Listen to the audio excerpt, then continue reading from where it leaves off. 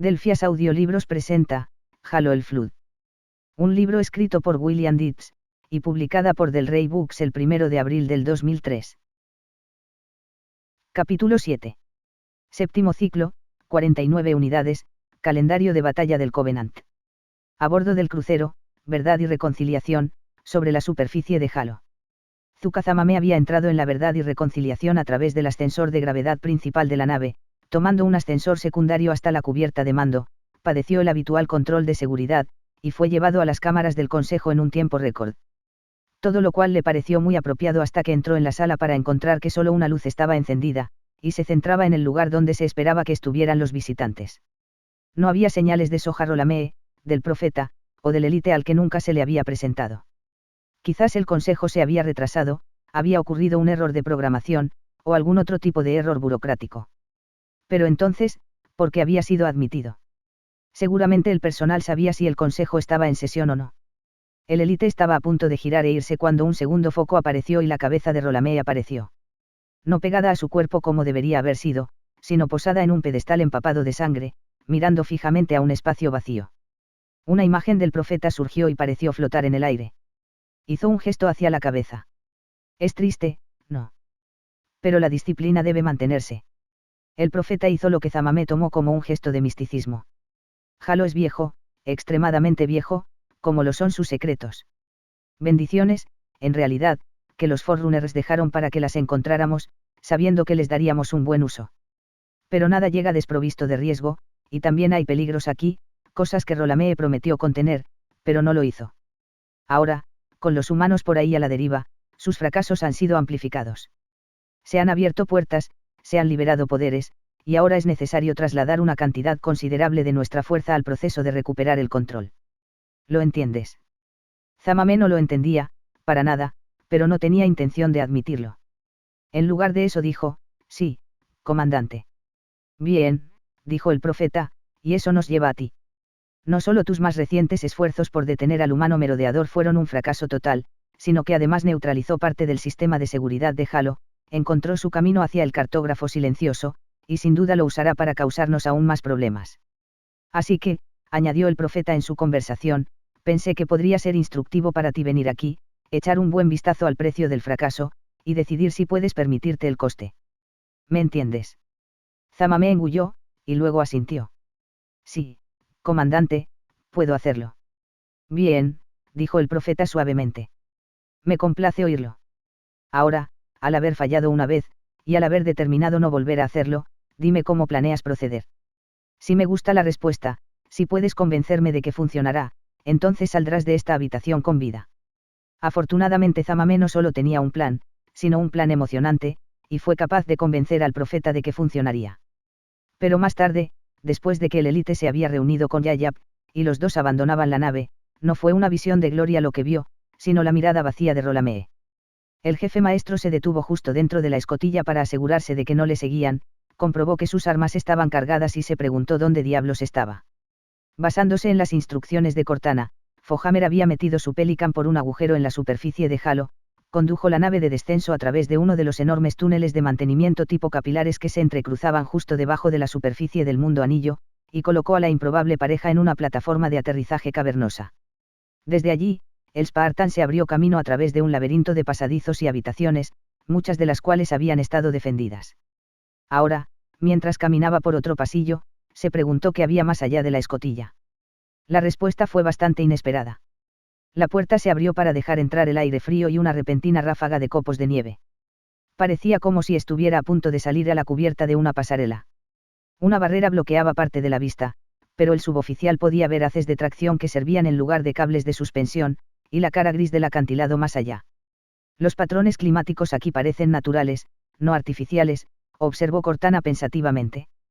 Me pregunto si los sistemas ambientales del anillo están funcionando mal o si los diseñadores querían que esta instalación en particular tuviera inclemencias del tiempo. Tal vez esto no sea ni siquiera un clima inclemente para ellos, dijo. El jefe, que no estaba seguro de que hubiera mucha diferencia, no para él de todos modos, asomó la cabeza por el borde de la escotilla para ver qué les esperaba. La respuesta fue un Seid, con un Grant sentado en los controles. Una rápida mirada a la derecha confirmó la presencia de una segunda arma de energía, esta no tripulada. Entonces, Justo cuando estaba a punto de hacer su movimiento, un pelicán apareció a la izquierda, rugió sobre el puente, y se situó en el valle de abajo. Hubo un graznido de estática, seguido de una voz masculina de tono sombrío. Aquí el equipo de asalto Zulu solicitando ayuda inmediata de cualquier fuerza del UNESC. ¿Alguien me copia? Cambio. La IA reconoció el indicativo de llamada como perteneciente a una de las unidades que operaban en la base Alfa y respondió. Cortana, equipo de asalto Zulu. Los escucho. Mantengan la posición. Estamos en camino. Entendido, respondió la voz. Deprisa. Hasta ahí llegó el elemento de sorpresa, pensó. El Spartan salió de la escotilla, le disparó al Grant en la cabeza y se apresuró a tomar el lugar del alienígena en el Seid. Oyó la conmoción que había causado el ataque repentino y supo que solo tenía unos segundos para darle la vuelta al cañón.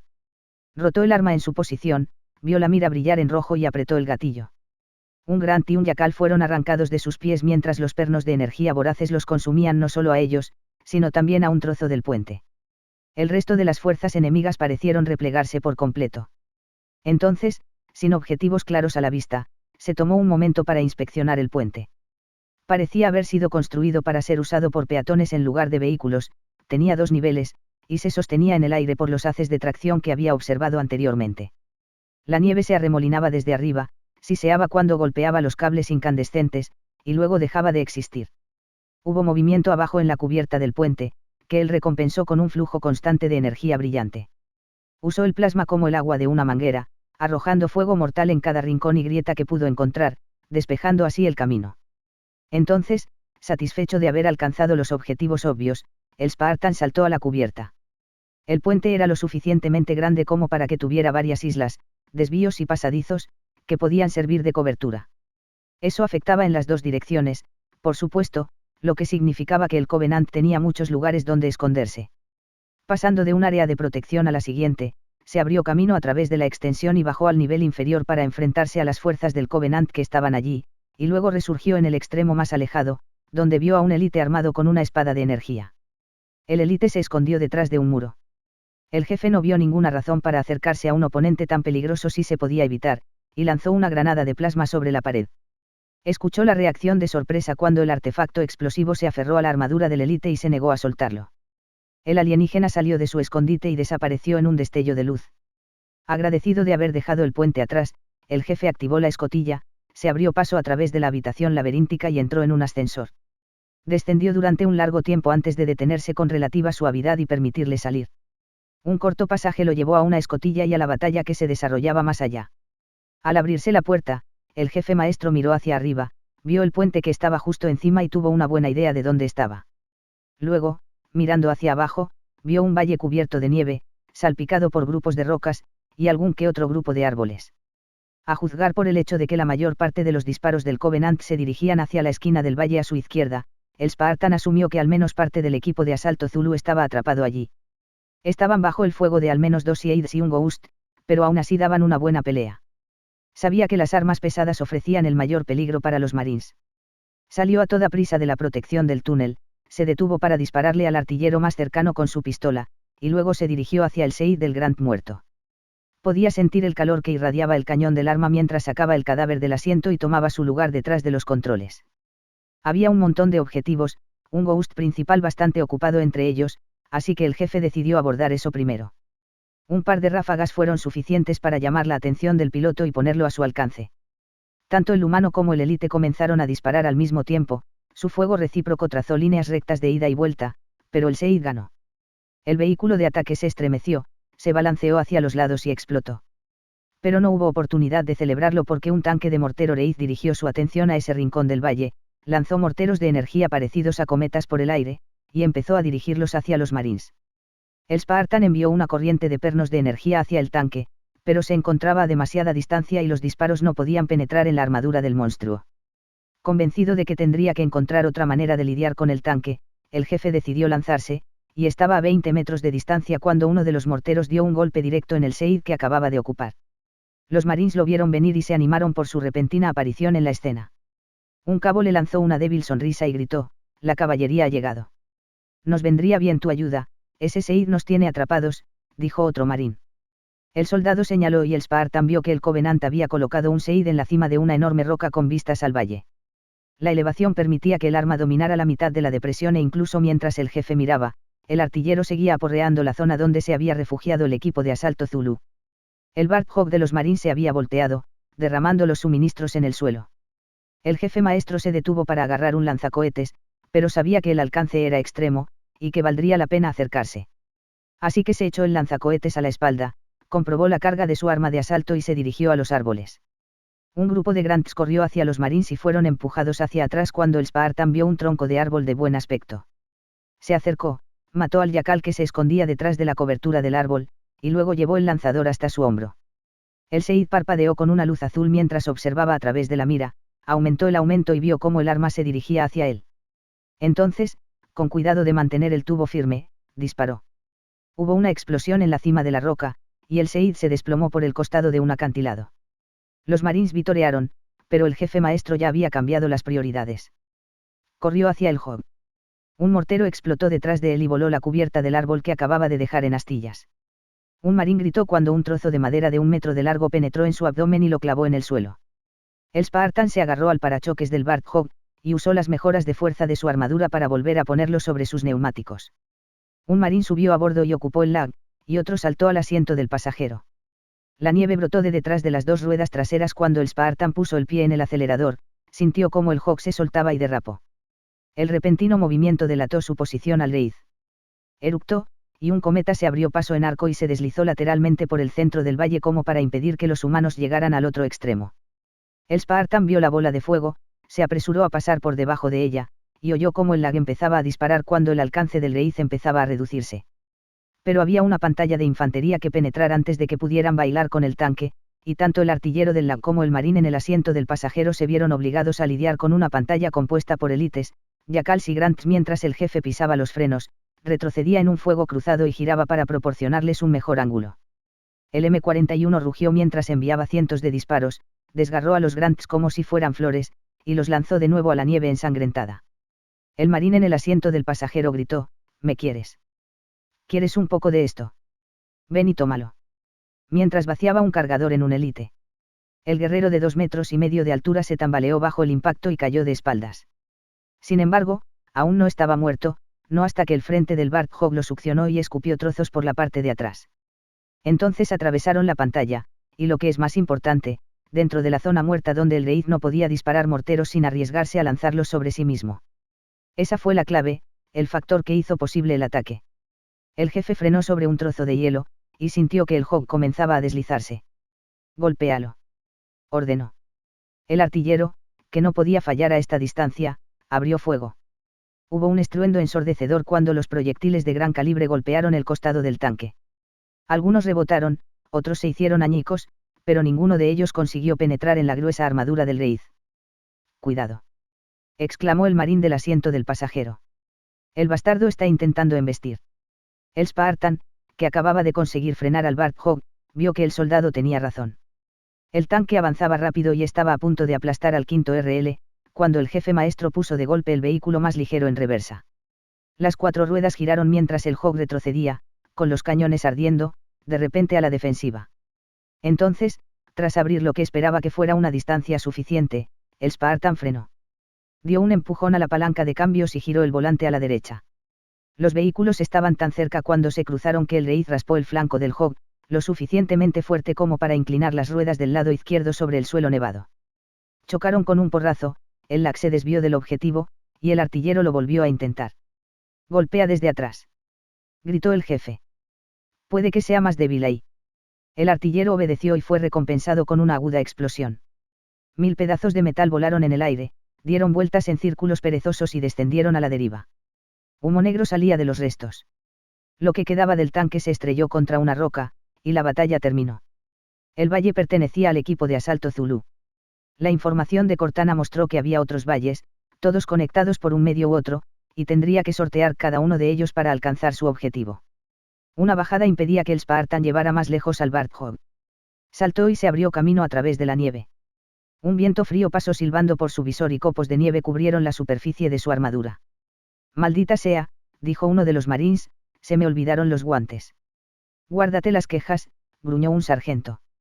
«Vigila esos árboles, esto no es un picnic». Extrañamente, el jefe se sentía muy tranquilo.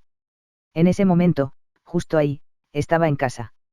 Estaba soleado, solo unas pocas nubes salpicaban el cielo, y las extrañamente uniformes colinas se amontonaban unas sobre otras como si estuvieran ansiosas por alcanzar la baja cadena montañosa de más allá. Era una zona seca, lo que significaba que los vehículos enviaban volutas de polvo al aire mientras subían de la llanura y se dirigían a las alturas. La patrulla consistía en 2 Ghost capturados, más 2 de los Warthogs que habían sobrevivido al largo y arduo viaje de regreso de la Pillar of Autumn. Se habían probado varias combinaciones, pero a McKay le gustaba más la configuración 2+2, combinando al mismo tiempo las mejores características de ambos diseños. Los vehículos de ataque alienígenas eran más rápidos que los VRL, lo que significaba que podían cubrir mucho terreno en un corto periodo de tiempo, reduciendo así el desgaste tanto de los vehículos de 4 ruedas como de los soldados que los montaban. Pero los Ghost no podían manejar el terreno accidentado como los Warthogs y, al no tener nada como el LAG-M41, eran vulnerables a las Banshees. Por lo tanto, si aparecía una aeronave enemiga, era un procedimiento estándar que los Ghost se escabulleran bajo la protección que ofrecían las armas de 3 cañones montadas en los Hags. Cada Warthog llevaba un pasajero armado con un lanzacohetes también, lo que proporcionaba a los Marines aún más capacidad antiaérea. Por supuesto que el verdadero garrote, el que el Covenant había aprendido a respetar, era un Pelican lleno de Helljumpers sentados en una plataforma en la base Alpha, listos para ser lanzados con un aviso previo de 2 minutos. Podía poner hasta 15 Marines o ODST en cualquier punto dentro del área de patrulla designada en menos de 10 minutos. No era una amenaza pequeña. El propósito de las patrullas era vigilar un círculo de 10 kilómetros de diámetro con la base Alfa en su centro. Ahora que los Marines habían tomado la colina y la habían fortificado, tenían que mantener la fortaleza. Y aunque habían ocurrido algunos ataques aéreos, y un par de sondas terrestres, el Covenant todavía no había lanzado un ataque total, algo que preocupaba tanto a Silva como a McKay. Era casi como si los alienígenas se contentaran con dejar a los humanos sentarse allí mientras se ocupaban de otra cosa, aunque ninguno de los oficiales podía imaginar lo que podía ser esa otra cosa. Eso no significaba un cese completo de las actividades, ni mucho menos, ya que el enemigo se había dedicado a vigilar a los humanos, anotando las rutas que tomaban y tendiendo emboscadas a lo largo del camino.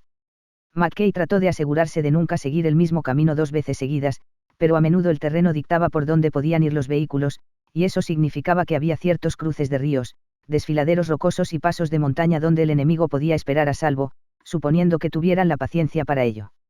Cuando la patrulla se acercó a uno de esos puntos, un paso entre 2 de las colinas más grandes, el marín del Ghost principal llamó. Rojo 3 a Rojo 1, cambio. McKay, que había decidido tomar la escopeta en el primer hog, pulsó su micrófono. Aquí 1. Adelante. Cambio. Veo un Ghost, teniente. Está de costado, como si se hubiera estrellado o algo así. Cambio. No te acerques, aconsejó la oficial. Podría ser una especie de trampa. Espera, estaremos allí en breve. Cambio. Afirmativo. Rojo 3, fuera. El Warthog rebotó sobre algunas rocas, gruñó cuando el conductor bajó la velocidad y entró en un área abierta que conducía al paso. Rojo 1 a equipo, dejaremos los vehículos aquí y procederemos a pie. Artilleros, permanezcan en esas armas y despejen el cielo. Lo último que necesitamos es ser sorprendidos por una Banshee. Ghost 2, vigila la puerta trasera. Cambio. Hubo una serie de clics dobles a modo de reconocimiento cuando McKay tomó el lanzacohetes del Warthog, saltó al suelo y siguió a su conductor por el camino. Una roca chamuscada, y lo que podría haber sido una mancha de sangre seca, servía como recordatorio de la patrulla que había sido emboscada allí no hace mucho tiempo. El sol golpeaba la espalda de la oficial, el aire estaba caliente y quieto, y la grava crujía bajo sus botas. La colina podría haber estado en la tierra, arriba en la cordillera de las cascadas. McKay deseaba que lo estuviera. Yayap estaba junto a una pila de escombros y esperaba morir. Como la mayoría de las ideas de Zamamé, esta era totalmente demente. Después de fracasar en encontrar y matar al humano acorazado, Zamamé había concluido que el escurridizo alienígena debía estar encima de la recién capturada colina. O, si no estaba en la colina, entonces iba y venía de la colina, que era la única base que los humanos habían establecido. La colina era una fortaleza que al Consejo de Maestros le gustaría mucho recuperar. El único problema era que Zamamé no tenía forma de saber cuándo el humano estaba allí, y cuándo no, porque mientras que tomar la colina sería algo así como un golpe, hacerlo sin matar al humano podría o no ser suficiente para mantener su cabeza sobre sus hombros. Así que, después de haber pensado mucho en el problema, y conscientes del hecho de que los humanos si tomaban prisioneros, al élite se le ocurrió la idea de poner un espía en la parte superior de la colilla, alguien que pudiera enviar una señal cuando el objetivo estuviera en casa, desencadenando así una redada. ¿Pero a quién enviar? A él no, ya que su papel sería dirigir el ataque, y no a otro élite, porque se consideraba que eran demasiado valiosos para un plan tan peligroso, y no se podía confiar en que no se robasen la gloria de la matanza, sobre todo teniendo en cuenta las mayores exigencias asociadas a la lucha contra los misteriosos poderes a los que el profeta se había referido. Eso sugería un miembro de menor rango de las fuerzas del Covenant, pero alguien en quien Zamame pudiera confiar. Por eso Yayap había sido equipado con una historia de cobertura apropiada, golpeado con entusiasmo, y colocado junto a un Ghost destrozado que uno de los transportes había dejado caer en las horas de oscuridad. La escena final se había establecido justo antes del amanecer, lo que significaba que el Grant había estado allí durante casi 5 unidades completas. Incapaz de hacer más que flexionar sus músculos para no delatarse sin saberlo, sin nada que beber, y sujeto a sus propios y considerables temores, Yayap maldijo en silencio el día que rescató a Zamame. Era mejor que hubiera muerto en el choque de la embarcación humana. Sí, Zamame juró que los humanos tomaban prisioneros, pero ¿qué sabía él? Hasta ahora, Yayap no se había impresionado con los planes de Zamame. Yayap había visto a los marines dispararle a más de un guerrero caído durante la batalla de la Pillar of Autumn, y no veía razón alguna para que lo perdonaran.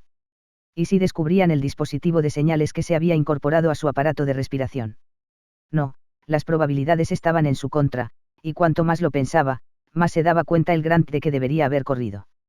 Tomando lo que pudiera, se dirigiría a la superficie de Halo, buscando refugio con los otros desertores que acechaban allí. La dignidad de su eventual asfixia cuando su vejiga de metano se vaciara finalmente tenía un atractivo considerable. Era demasiado tarde para eso ahora. Yayap escuchó el crujido de la grava, olió el almizclado y desagradable olor a carne que había llegado a asociar con los humanos, y sintió una sombra caer sobre su cara.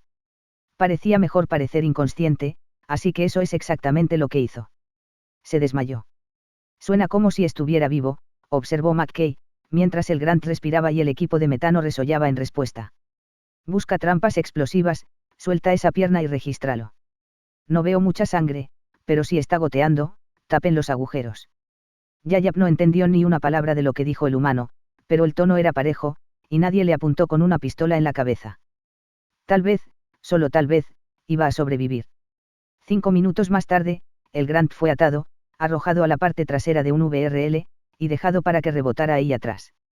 McKay recuperó 2 contenedores estilo alforja del Ghost destrozado, uno de los cuales contenía algunas ropas envueltas alrededor de lo que ella tomó como raciones. Olió el tubo de pasta burbujeante e hizo una mueca de dolor. Olía a calcetines viejos envueltos en queso podrido. Volvió a meter la comida alienígena en su paquete, e investigó el segundo. Contenía un par de bloques de memoria del Covenant, trozos en forma de ladrillo de algún material superdenso que podía almacenar quién sabía cuántos miles de millones de bytes de información. Probablemente 1 kilo de basura. Sí, probablemente, pero no le correspondía a ella juzgarlo. A Beasley le encantaba ese tipo de basura, y se divertiría tratando de averiguarlo. Si tuvieran suerte, lo distraería de citar al duque de Wellington por unos minutos preciosos. Solo eso ya casi valía la pena recuperar los dispositivos. Mientras los humanos volvían a sus vehículos y subían por el paso, Zamame los observaba desde un escondite cuidadosamente camuflado en una colina vecina. Sintió una emoción de reivindicación. La primera parte de su plan fue un éxito. La segunda fase, y su inevitable victoria, le seguirían. Finalmente, tras abrirse camino luchando a través de valles invernales, pasadizos tortuosos y habitaciones laberínticas, el jefe maestro abrió otra escotilla y se asomó al exterior. Vio nieve, la base de una gran construcción, y un Ghost que patrullaba el área más allá. La entrada al centro de control se encuentra en la cima de la pirámide, dijo Cortana. Subamos allí. Deberíamos apoderarnos de uno de esos Ghost, vamos a necesitar la potencia de fuego. El Spartan le creyó, pero cuando atravesó la escotilla y aparecieron más Ghost y empezaron a dispararle, ninguno de los pilotos parecían dispuestos a renunciar a sus máquinas. Destruyó una de ellas con una larga y controlada ráfaga de su rifle de asalto, luego se escabulló a través de una maraña de rocas y se encaramó a una de las largas e inclinadas faldas de la pirámide. Desde su nueva posición vio a un Hunter patrullando el área de arriba, y deseó tener un lanzacohetes. También podría haber deseado un tanque Scorpion. Las estructuras de soporte de la pirámide ofrecían cierta cobertura, lo que permitió al jefe maestro subir sin ser observado, y arrojarle una granada de fragmentación al monstruo de arriba. Explotó con un fuerte chasquido, salpicó la armadura del alienígena con metralla, y en general lo enojó. Alertado ahora, el Hunter disparó su cañón de barra de combustible, justo cuando el jefe lanzó una granada de plasma y esperaba que su puntería fuera mejor esta vez. El pulso de energía falló, la granada no lo hizo, y hubo un destello de luz cuando el guerrero del Covenant cayó. Era tentador correr hacia la cima, pero si había una lección que el Spartan había aprendido en los pasados días era que los Hunters viajaban en pareja. Para no dejar a un enemigo tan potente cuidando su retaguardia, el jefe maestro subió al primer nivel, se agachó alrededor del muro que separaba un lado de la pirámide del siguiente y echó un vistazo. Por supuesto, ahí estaba el Hunter número 2, mirando hacia abajo, sin saber que su hermano de vinculado estaba muerto. El humano lanzó una ráfaga en la espalda desprotegida del alienígena. El guerrero con espinas cayó y se deslizó, de cara, hasta el fondo de la estructura. El jefe se abrió camino hacia arriba, zigzagueando de un lado a otro en la parte delantera de la enorme pirámide, mientras un piloto de Banshee extremadamente decidido intentaba cazarlo desde arriba, y toda clase de Grants, Jackals y élites emergieron para intentar bloquear su progreso. Respiró profundamente y continuó su ascenso. En lo alto de la pirámide, el Spartan se detuvo y permitió que su afligido sistema de escudos se recargara. Pasó por encima del cuerpo caído de un gruñón, y montó su último cargador en el rifle de asalto. Una enorme puerta daba al nivel superior. No había forma de saber qué le esperaba al otro lado, pero no era probable que fuera amistoso, una serie de vestigios del sensor de movimiento espectrales en el borde del alcance del dispositivo. ¿Cuál es el plan? Cortana preguntó. Simple. El Spartan tomó un respiro profundo, pulsó el interruptor, giró sobre su talón y corrió. Unos 20 metros detrás estaba un Seid, y el jefe cubrió la distancia en segundos. Una vez en los controles, giró el cañón justo a tiempo para ver cómo se separaban las puertas y salía una horda de soldados del Covenant. El Seid estuvo a la altura de las circunstancias. Tan rápido como aparecían, los alienígenas morían. Al desmontar una vez más, el Spartan entró en un gran espacio parecido a un hangar, se tomó el tiempo necesario para ocuparse de los rezagados y activó el siguiente conjunto de puertas. Escaneando, dijo Cortana. Las fuerzas del Covenant en la zona han sido eliminadas. Bien hecho. Vayamos al centro de control de Halo. Se abrió paso a través de las puertas y salió a una inmensa plataforma. Un brillante puente reflectante, aparentemente sin soportes, se extendía sobre un vasto vacío y terminaba en una pasarela circular. En el centro de esa pasarela había un modelo holográfico en movimiento de Threshold, un gigante gaseoso, la pequeña luna gris Beisis en órbita a su alrededor, y suspendido entre los dos, el diminuto y brillante anillo del propio Halo. Fuera de la pasarela, extendiéndose casi hasta los bordes del enorme espacio, había otro modelo de Halo, este de cientos de metros de ancho, mostrando mientras giraba un mapa detallado del terreno en su superficie interior. El puente carecía de cualquier tipo de barandilla, como para recordarle a los que pasaban por encima sobre los peligros que acompañaban al poder que estaban a punto de encontrar. O eso le pareció al jefe maestro. Aquí es, el centro de control de Halo, dijo Cortana mientras el jefe maestro se acercaba a un gran panel. Estaba cubierto de glifos, todos los cuales brillaban como si estuvieran iluminados por dentro, y se unían para formar lo que parecía una pieza de arte abstracto. Esa terminal, dijo la IA. Prueba ahí.